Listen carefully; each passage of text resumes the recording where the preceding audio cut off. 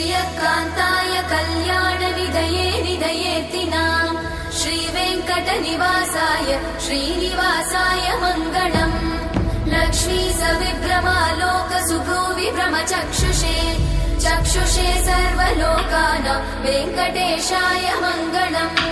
श्रीवेङ्कटाद्रिशृङ्गाग्रमङ्गलाभरणाङ्गये मङ्गलानां निवासाय श्रीनिवासाय मङ्गलम् सर्वावयव सौन्दर्य सम्पदा सर्वचेतसां सदा सम्मोहनायास्तु वेङ्कटेशाय मङ्गलम् नित्याय निरवध्याय सत्यानन्दचिदात्मने सर्वान्तरात्मने श्रीमद् वेङ्कटेशाय मङ्गलम् स्वतः सर्वविदे सर्वशक्तये सर्वशेषिने सुलभाय सुशीलाय वेङ्कटेशाय मङ्गलम्।